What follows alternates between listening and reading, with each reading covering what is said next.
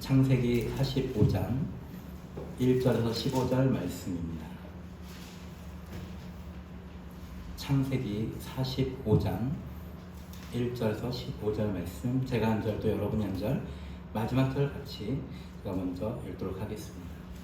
요셉이 실용하는 자들 앞에서 그 정을 억제하지 못하여 소리질러 모든 사람을 자기에게서 물러가라 하고 그 형제들에게 자기를 알리니 그때에 그와 함께한 다른 사람이 없었더라.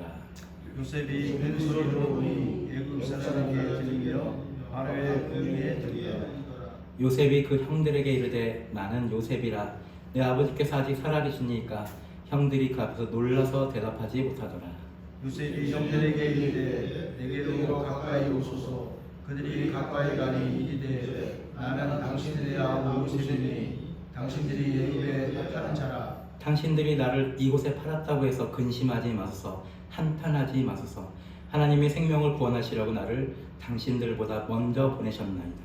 이 땅에 1년 동안 흉년이 들었으나 아직 6년은 바다로 못하고 추수도 못할지라. 하나님이 큰 구원으로 당신들의 생명을 보존하고 당신들의 후손을 세상에 두시려고 나를 당신들보다 먼저 보내셨나니 그런즉 나를 이리로 보낸 이는 당신들이 아니요 하나님이시라. 하나님이 나를 바로에게 아버지로 삼으시고 그 온 집의 주 삼으시며 애굽 온 땅의 지자로 삼으셨나이다.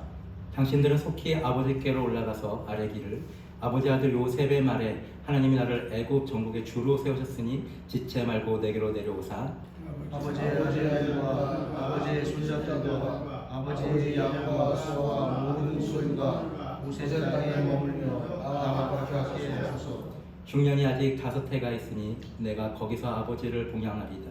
아버지와 아버지의 가족과 아버지께 속한 모든 사람에게 부족함이 없도록 하겠나이다 하더라고 전하소. 당신들의 눈과 내 아우 베냐민의 눈이 보는 바가 당신들에게 이 말을 하는 것은 무슨입니까? 당신들은 내가 애굽에서 누리는 영화와 당신들이 본 모든 것을 다 내 아버지께 아뢰고 속히 모시고 내려오소서 하매 자기 아버지가 베냐민의 목을 안고 오니 베냐민도 요셉의 목을 안고 오니라. 함께 요셉이 또 형들과 입맞추고 안고 오니 형들이 그제서야 요셉과 말하니라. 아멘. 저는 몰랐는데 집 교회 오면서 얘기를 해주셔서 이제 알게 됐습니다. 어제 로또는 제가 그렇게 관심을 많이 두는 분야가 아니어서 잘 몰랐는데 50명이나 1등이 됐다고 합니다, 이번 주에. 그래서 우리나라는 원래 이전부터 로또를 잘 맞추기로 유명했던 것 같아요. 뭔가 신기가 있는. 근데 특별히 50명이나 1등이 됐다고 하는 게 이제 뉴스에 나온 거죠. 굉장히 많은 사람들이 1등이 된 거죠. 근데 여러분 뭐 아시는 분도 계시겠지만 로또 번호를 이렇게 맞추는 거를 위해서 번호를 제공하는 그런 업체 그리고 앱들이 있는 것을 아실 겁니다. 그래서 뭐 일정 비율의 어떤 회비를 내면은 그쪽에서 매주마다 당첨 확률이 높은 번호를 주는데 그게 무슨 막 점이나 뭐 이런 게 아니라 대부분의 여태까지 뽑혔던 것들의 패턴들을 읽어서 이런 번호들이 주로 1등이 되더라라고 하는 것을 컴퓨터가 이렇게 다 계산을 해가지고 주는 것들이어서 그렇게 막 무당히 이렇게 주는 그런 게 아닙니다. 근데 어떤 패턴을 읽고 컨셉을 읽는 것이 이게 로또 같이 되게 확률이 낮은 것에서도 우리나라에서 50명이나 나왔다고 하는 것이 굉장히 놀라운 일입니다. 그런데 우리가 하나님의 컨셉이 무엇인가? 그러니까 하나님은 주로 어떤 식의 패턴으로 일하시는가 하는 것들을 파악할 때 하나님하고 더 잘 가깝게 갈 수가 있고 또 우리가 그냥 개인적으로도 저 사람이 이렇게 말하고 행동하는 게 어떤 패턴인지를 잘 이해하면 그분이 말씀하시거나 행동하는 것들의 의미를 조금 더 분명하게 알 수 있잖아요. 근데 그걸 잘 모르면 그분이 하는 말씀에서 오해할 수도 있고 그분이 좋게 말해도 그걸 좋게 잘 못 받아들이는 경우들이 있습니다. 근데 오늘 우리가 함께 읽었던 이 말씀 속에서 하나님의 패턴이 어떤 건지를 다시 한번 점검하는 그런 시간이 되었으면 좋겠습니다. 하나님은 항상 중요하게 여기시는 것이 오직 그 은혜의 관계를 우리와 맺는 것을 굉장히 제일 첫 번째로 중요하게 여기십니다. 그래서 하나님께서는 은혜라고 하는 그 말 자체는 조건 없이 무엇인가를 받거나 주는 것을 은혜라고 하잖아요. 그러니까 하나님은 우리와 물론 이제 본인께서 이렇게 구약이다 뭐 신약이다 해서 계약을 맺으시지만 그 계약 자체가 우리가 몇 달 전에 한번 설교 시간에 얘기한 적 있지만 계약 자체가 은혜였죠. 왜냐면 우리가 하나님께 순종하는 건 되게 작은 건데 주시고자 하는 거는 엄청나게 큰 것들이기 때문에 그 계약 자체가 굉장히 은혜입니다. 그 계약을 했다고 해서 이게 뭔가 기브 앤 테이크가 돼야 하는 그런 건가? 하나님과의 관계가 그런 것이 전혀 아닌 겁니다. 하나님께서는 우리하고 은혜의 관계가 되기를 간절히 원하시는 겁니다. 그렇게 됐을 때 진정한 사랑이 왔다 갔다 하는 올바른 관계가 되기 때문에 그렇습니다. 요셉이 이제 오랜만에 식구들을 이제 만나고 또 이제 오늘은 자기의 정체를 다 밝혔습니다. 형들, 저 요셉입니다 하고 자기 정체를 다 밝혔습니다. 근데 그 전까지 우리가 함께 주일과 또 수요일 날 나눴던 말씀들에 의하면 요셉이 처음에 형제들을 만났을 때 어떻게 했습니까? 정탐꾼이라고 계속 몰아붙였어요. 그리고 시므온이라고 하는 둘째 형, 제일 잔인한 형인 것 같습니다. 시므온을 딱 붙잡아 놓고 너네 돌아가서 너네가 정말 정탐꾼이 만약에 아니라고 한다면 막내를 데리고 와. 그러면 시므온 다시 풀어줄게. 이렇게 해가지고 보내면서 또 그 곡식 자루에 돈을 넣어버렸어요. 그러니까 곡식을 살 때 돈을 주고 샀는데 형제들은 근데 몰래 요셉이 자기의 신복을 통해서 그들에게 곡식 줄 때 자루에 돈 넣어놔 해가지고 돈을 넣어가지고 보내니까 이게 우리가 곡식 돈을 훔쳐온 셈이 된 거예요. 그러니까 또 마음의 어려움들이 생겨났죠. 근데 이제 굶어 죽게 되는 상황이 되니까 이제 어쩔 수 없다 해가지고 유다가 나서서 이제 아버지께 설득을 하고 이제 막내 베냐민을 데리고 왔죠. 그리고 베냐민을 이제 만나고 나서 그들에게 다시 곡식을 주고 다시 돌아보내는데 그 베냐민의 자루에 이번엔 귀한 점칠 때 사용한다고 하는 은잔을 넣는 거예요. 그리고 또 바로 신복을 보내서 너네 어떻게 선을 악으로 갚냐 해가지고 또 잡아왔죠. 또 그들이 돌아왔죠. 그러니까 이런 식으로 지금 계속 3번에 걸쳐서 그들의 형제를 괴롭게, 그들의 아버지까지 괴롭게 만듭니다. 근데 요셉이 옛날 일을 지금 복수하고 있는 것이 아닙니다. 하나님께서 요셉을 통해서 그 가정에 얘기하는데 그것이 이제 앞에 장에 보면 그 형제들이 이제 두려워가지고 이러다가 우리가 요셉이라고 하는 사람은 모르지만 저 총리가 우리를 다 잡아가지고 노예로 삼는 거 아니야 하고 막 두려워했는데 그 요셉의 신복이 그 형제들에게 얘기하죠. 두려워하지 말라고.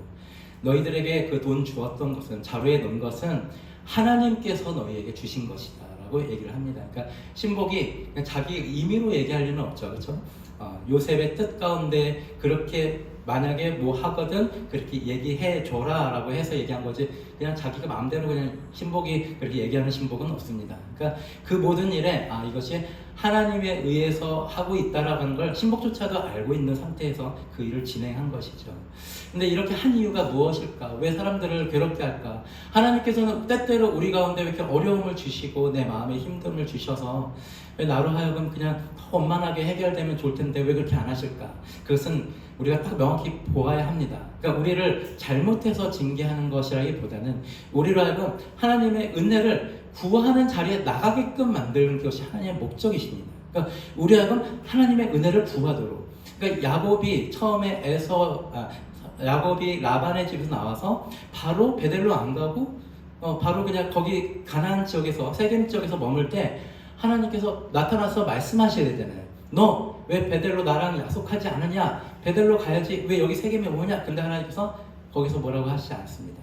물론 그 세겜에 있으면서 이제 딸 디나가 나쁜 일을 당하는 그 모든 일을 경험하고 또 아들들이 세겜의 남자들을 다 죽이면서 주변에 있는 모든 족속들을 막 자극시키는 일들을 했는데 그 가운데 하나님께서는 뭐라고 말씀 안 하세요? 왜 그러냐면 그 과정들을 겪고 나서도 이제 그들이 변화되면서 하나님 도와주세요. 우리가 잘못했습니다. 하나님의 은혜가 없이 우리가 살 수 없습니다라고 하는 고백을 이끌어내기 위해서 사실 그 모든 잘못들도 허용하신 거거든요. 그러니까 우리 주변에서 어떤 사람들이 어떤 잘못들을 하거나 나한테 어떤 압박들을 올 때 하나님이 허용하시는 경우가 있습니다. 그럴 때 그것에 대해서 누가 옳고 그러냐 막 시비를 거는 게 중요한 게 아니에요. 시비를 가리는 게 중요한 게 아니에요. 하나님께서 그것을 허용하셨을 때 나에게 지금 은혜의 태도를 더 불러일으키기 위해서 그렇게 하셨나 보다. 그렇게 여기면 그 하나님께서 허용하신 모든 일들이 이해가 됩니다. 그런데 그것들을 그렇게 받아들이지 않으면 네가 잘못해서 그런 거냐 내가 잘못해서 그런 거냐 하면서 방향성을 찾지 못하면서, 컨셉을 찾지 못하면서 하나님의 뜻도 이해하지 못하고 지금 내가 어떤 리액션을 해야 되는지를 알지 못한 상태에서 신앙적으로 굉장히 혼돈 가운데 빠질 수 있다고 하는 것입니다. 그것은 이제 대표적인 또 하나의 성경 책이 있다면 욥기 얘기입니다. 욥기 얘기에도 그런 내용들이 나오죠. 욥이 이제 그 욥기를 나중에 다루게 될 때 제가 전체 배경에 대해서 말씀드리겠지만, 그 친구들과 욥이 서로 대화하는 내용들을 보면 뭐가 잘못돼서 그런 거 아니냐, 아니다, 나 잘못한 게 없다 하면서 뭐가 잘 됐느냐 안 됐느냐로 하나님께서 일하시는 것으로 이들이 계속 생각의 프레임에 갇혀 있는 것을, 욥도 갇혀 있고 친구들도 갇혀 있습니다. 근데 그들의 생활 가운데 뭔가 이상이 없는 것처럼 보이는데도 하나님께서 이렇게 지금 나에게 이런 압박들을 주시는 것들이 전혀 이해될 수 없는 상황인 거죠. 근데 욥기의 맨 마지막에 하나님께서 직접 말씀하시는 걸 통해서 하나님의 컨셉이 어떤 건지를 알 수 있습니다. 거기에 어떤 것이 나왔습니까? 네가 이런 것을 알 수 있느냐? 네가 저렇게 되는 걸 알 수 있느냐? 네가 이 온우주에 이렇게 진행되는 것들을 다 알 수 있느냐? 다 너는 아무것도 알 수 없어. 그냥 이 모든 것들은 내가 하는 것들이야. 너는 여기서 어떤 태도를 가져야 되냐면 나에게 와서 은혜를 구하는 태도를 가져야 돼. 그게 사실은 욥기를 기록한 동기라고 할 수 있겠습니다. 사랑하는 성도 여러분, 우리 삶 가운데 어떤 일들이 일어날 때 옳고 그름에 우리가 집중하게 되면 거기서 우리가 함정에 빠지고 이 일들을 풀어나가지 못할 수 있습니다. 때로는 물론 뭐가 올바른지 뭐가 사악한 건지 분별하는 것이 필요한데, 이 뭐가 올바르고 뭐가 사악한지 분별할 때 그냥 세상적 기준으로의 옳고 그름이 아니라 여기서 하나님의 은혜의 마음은 무엇인가가 가장 옳은 것인 거예요. 그러니까 내가 가져야 될 태도는 하나님의 은혜를 갖는 것이 옳고 옳은 것이고, 그런 태도가 없는 것이 악한 것이다라고 하는 것으로 옳고 그름의 분별함을 가져야 하는 것입니다. 우리가 잘 아는 것처럼 왜 지금 수요 예배에 함께 참여하신 분들은 아시겠지만 1절에서 우리가 함께 읽었던 요셉의 시종하는 자들 앞에서 그 정을 억제하지 못하여 소리질러 모든 사람이 다 들릴 정도로 이제 울게 된 상황은 바로 유다가 정확한 지금 하나님의 컨셉을 알고서 바로 그 전장에서 유다가 딱 얘기를 했죠. 뭘 얘기했냐면, 유다는 이미 자기가 며느리 다말과 일어났던 모든 사건을 통해서 네, 다 똑같은 사람이고 나도 그냥 은혜가 필요한 사람이구나. 처음에 유다가 형들과 그리고 자기 아버지 집을 떠나면서 그냥 떠나버렸죠. 되게 오랫동안 떠나 있었습니다. 첫째 아들, 둘째 아들, 셋째 아들 다 장성할 때까지 떠났으니까 상당히 되게 긴 시간 떠나 있었던 거예요. 근데 떠나는 이유가 그때 요셉 팔면서 내가 이 사람들과 함께하지 못하겠어 하고 옳고 그름에 집중하고 있단 말이에요. 근데 자기가 첫째 아들, 둘째 아들 죽고 셋째 아들을 너무 아끼는 나머지 자기 며느리를 그냥 사회적으로 사형 선고 내리는 판단을 하면서, 근데 며느리가 자기가 며느리인 걸 속이고 창녀처럼 이렇게 온 모든 사건을 통해서 내가 똑같은 사람이구나.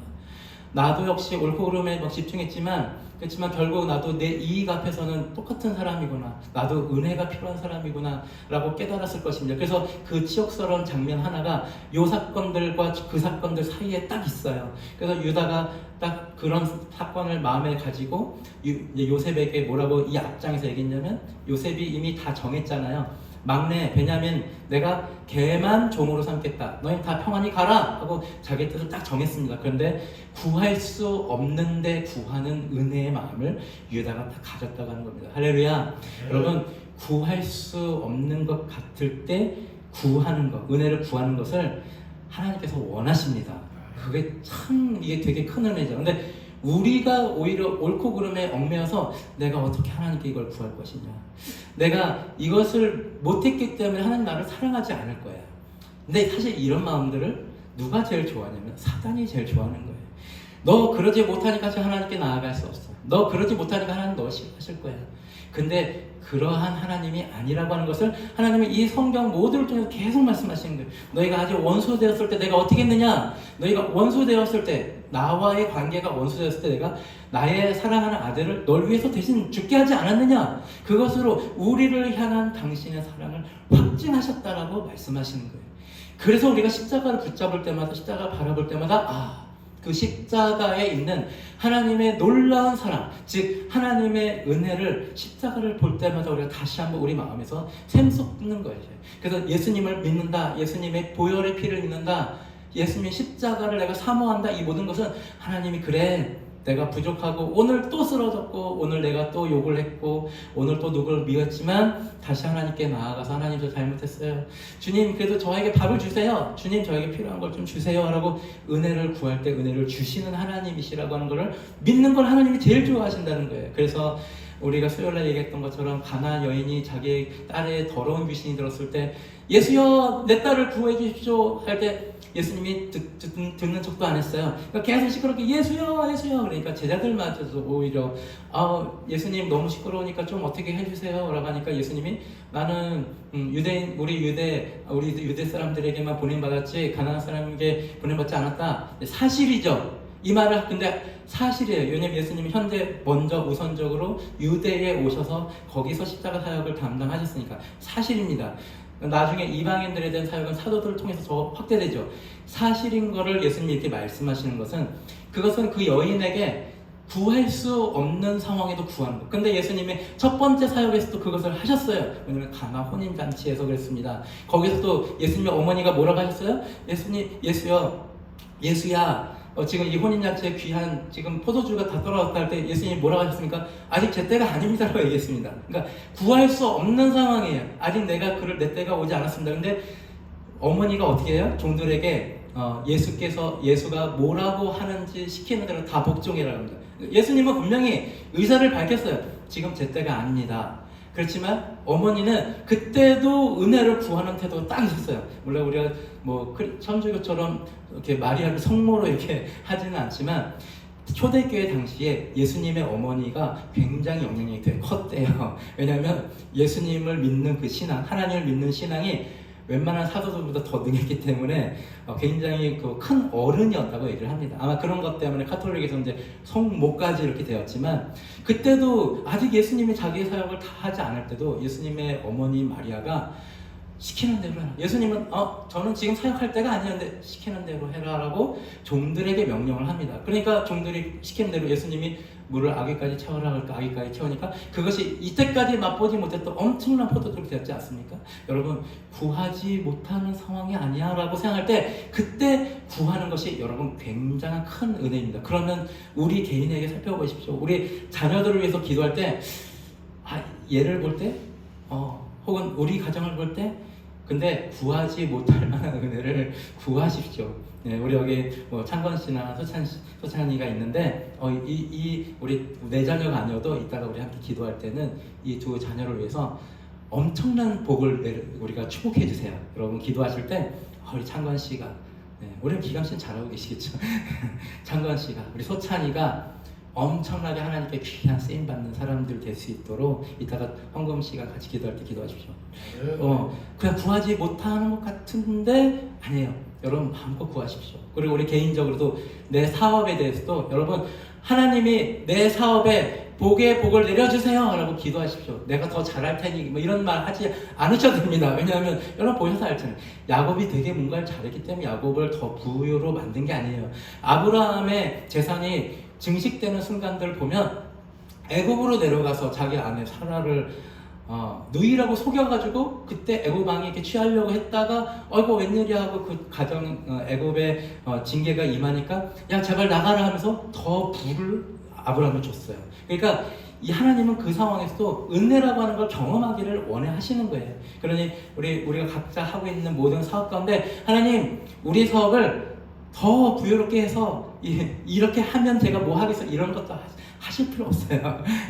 뭐 하시면 내가 뭐 하겠습니다. 사실 이건 야곱의 태도예요. 근데 뭐 하면 뭐 하겠습니다라고 하는 그 야곱의 태도가 사실 야곱이 이스라엘이라는 이름을 받았음에도 불구하고 계속 하나님은 그걸 두 가지 이름을 혼용해 쓰거든요. 얘 야곱아 이 다음 장에도 그거 또 나옵니다. 야곱아 두려워하지 말고 애굽으로 가. 내가 거기서 너를 이렇게 크게 잘하게 할 거야. 또 그거를 얘기해 줘야 돼요. 근데 그런 야곱일지라도 하나님께서 복을 주시거든요. 이따 기도하실 때 그냥 나를 너무나 사랑하시는 아버지께 은혜를 구하세요. 아버지 뭐 주세요. 아버지께 막 기죽어가지고 아버지 나 사랑하지 않으면 어떡하지? 내가 아버지께 제대로 한 게 없는데 난 또 오늘도 쓰러졌는데 오늘도 연약한데 오늘도 죄를 졌는데 그러지 마시고 아버지 저에게 뭐 주세요. 아버지 나에게 뭐 주세요. 유다가 요셉에 그걸 얘기한 거죠. 그냥 이 베냐민 보내주세요. 우리 아버지가 죽습니다. 우리 아버지 야곱이 죽습니다. 베냐민 안 보내면 그 차라리 저를 노예로 삼아주세요. 근데 그거는 이미 권력자의 마음이지 그건 유다가 구한다고 되는 게 아니에요. 근데 구한다고 되는 게 아니고 이미 계속해서 요셉은 베냐민만 놔두고 다 가. 베냐민 놔두고 가. 계속 얘기하는데도 유다가 저를 그냥 베냐민 대신에 노예로 삼으시고 다 그렇게 해주세요 라고 얘기하는 그 은혜를 구하는 태도에 이제 요셉의 마음이 다 무너지면서 형제들과 자기의 정체를 다 알리면서 이렇게 되어집니다. 말씀을 정리하겠습니다. 사랑하는 성도 여러분, 오늘 설교의 말씀에 요셉과 함께 하심으로 이런 제목을 했는데 예수님이 우리가 예수님을 끌어당겨 와야 하는 것이 아닙니다. 그러니까 요셉이 이런 태도와 이런 마음을 가진 것들, 그러니까 요셉도 그런 마음을 가졌죠. 이 모든 것이 하나님이 하신 거라고. 그러니까 요셉도 이 모든 것에 하나님의 은혜를 잘 인식하고 있는 그 태도를 갖고 있습니다. 처음에 요셉이 형제들에게 자기 소개할 때 저 요셉이에요. 당신들이 애굽의 판. 이게 되게 형제들에게는 뜨끔했을 거예요. 그런데 걱정하지 마세요. 그러나 하나님께서 저를 애굽에 보내신 겁니다. 라고 얘기합니다. 그러니까 방향성은 애굽에 가는 게 맞는데 노예로 판매되는 상황으로 애굽에 가게 됐지만 그 모든 것도 하나님의 은혜 가운데 된 것이에요. 제가 설교한 것처럼 요셉이 애굽의 총리가 되는 데에 걸리는 시간이 만약 정상적인 루트를 통해서는 몇 년이 걸릴까요? 보통 말단 공무원이 총리가 되는 데까지도 30년 이상 걸리잖아요. 그런데 그냥 13년 만에 이렇게 총리가 되었단 말이죠. 이 요셉이 갖고 있는 이 은혜의 시각들, 또 하나님께 그 은혜의 시각을 가지고 있기 때문에 귀한 쓰임을 받는 것들, 이 모든 것들이 어떻게 이루어졌냐면 하나님이 요셉과 함께 하심으로 라고 기록되어 있는 것입니다. 그건 보디발도 알 수 있을 정도였어요. 근데 그 말 속에서 가만히 보면 하나님이 요셉과 함께 하심으로 라고 하는 겁니다. 요셉이 하나님과 함께 한다고 기록되어 있지 않음에 여러분 집중하시기 바랍니다. 예수님이 우리와 함께 하신다고 하는 겁니다. 그러니까 여러분들이 이 말 속에서 중요한 포인트 잡아야 되는 게 뭐냐면 내가 예수님과 함께 해야겠구나, 내가 예수님을 이렇게 모셔 드려와야겠구나, 사실 이런 개념이 아닌 거예요. 왜냐하면 은혜의 예수님은 항상 지금도 언제나 여러분이 어디에 가든 나가든 들어오든 어디에 있든 예수님이 함께 하고 계신다는 거예요, 이미. 그런데 무엇이 문제냐면 인식을 그걸 안 하고 있다고 하는 거예요. 인식을 못 하고 있다고 하는 게 문제입니다. 은혜의 하나님이 항상 우리에게 은혜를 주시고자 하는데 그거를 인식을 못하고 있음이 문제인 것처럼 늘 은혜의 마음을 가지고 우리를 도와주시려고 하는 예수님이 늘 우리와 지금도 함께 하시는데 그분을 이렇게 피부로 느끼고 이런 게 아니라 그분을 인식을 못하고 있다. 나를 은혜의 마음으로 함께 동행하고 계시는 하나님, 나를 은혜의 마음으로 함께 하시는 그 예수님을 날마다 매 순간마다 인식하지 못하고 있다라고 하는 것이 우리에게 부족한 부분이 있다면 바로 그 부분일 것입니다. 그것이 야곱에게도 없었던 부분이에요. 야곱에게 온갖 축복을 주시고 야곱이 인식하지 못한 상황에도 모든 것들을 다 막아서 지켜주심에도 불구하고 나를 그런 마음으로 도와주고 계시고 늘 나를 향해서 은혜의 마음을 쏟아부어주고 계신다는 것을 인식하지 못하고 있는 그 야곱. 사랑하는 성도 여러분, 하나님께서 항상 여러분에게 은혜의 마음을 가지고 계십니다. 그리고 그것을 실행하기 위해서 예수님이 언제나 여러분과 함께 하십니다. 함께 하십니다. 그래서 여러분을 정죄하려고 함께 하시는 게 아니라 여러분이 죄를 하나 지을 때마다, 연약함이 드러날 때마다 내 옆에 예수님 계시면 그게 부담스러운 게 아니라 그럼에도 불구하고 나를 도와주시려고 계시는구나 하는 것들을 믿으실 때에 언제나 우리가 주님 안에서 행복하고 또 평안하고 기쁨을 누릴 수 있을 것으로 또 주님의 이름으로 축복합니다. 우리 이 시간